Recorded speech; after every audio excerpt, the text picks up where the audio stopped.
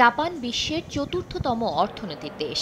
উন্নত এই দেশটিতে ১৪ বছর বা তার কম বয়সী শিশুর সংখ্যা মাত্র ১,৪৬,০০,০০০। আর মোট জনসংখ্যার ১/৪ বয়স ৬৭ বছরের উপরে। দীর্ঘায়ু এবং শূন্যের নিচে জন্মহারের কারণে কর্মক্ষম জনসংখ্যার অভাব রয়েছে জাপানে। সমাধানে দেশটির সরকার বিশ্বের বিভিন্ন দেশ থেকে জাপানিজ ভাষায় দক্ষ এবং পেশাদার জনশক্তি আমদানি করে আসছে।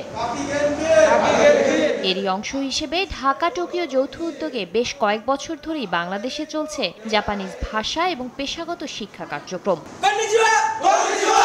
এবার বেসরকারি পর্যায়েও দেশটির শিল্প প্রতিষ্ঠানের উদ্যোগে জাপানি ভাষা, সংস্কৃতি এবং রীতিনীতিতে প্রশিক্ষণের জন্য কাজ শুরু করেছে এশিয়ান ডেভেলপমেন্ট কোম্পানি লিমিটেড। বৃহস্পতিবার সকালে রাজধানীর গুলশানে ছোট আকারে ভাষা শিক্ষা কার্যক্রমের উদ্বোধন করেন দেশে নিযুক্ত জাপানের রাষ্ট্রদূত।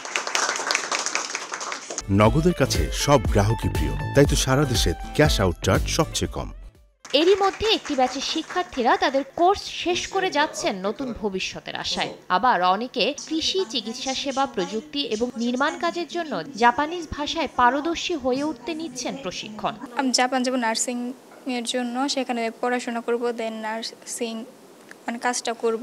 তাদের ভাষা না শিখলে আমাদের হয়তো অনেক সমস্যার সম্মুখীন হতে হবে। 6 মাসের মতন টাইম, তারপরে আমি 6 মাস পর N5 পরীক্ষা দিলাম, নাট পরীক্ষা দেওয়ার পরে তার আগে আমার কোম্পানি সিলেক্ট হয়ে গেছে 3 মাসের ভিতরেই। জাপানের রাষ্ট্রদূত বলেন, নির্দিষ্ট কাঠামোর মধ্য থেকেই দক্ষ জনশক্তি নিতে চায় Japan. According to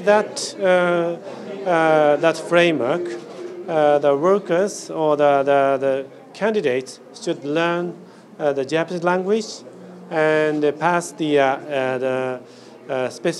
specified efficiency test. এই উদ্যোগটি 2019 সালে প্রতিষ্ঠিত নির্দিষ্ট দক্ষ কর্মী কর্মসূচির অংশ।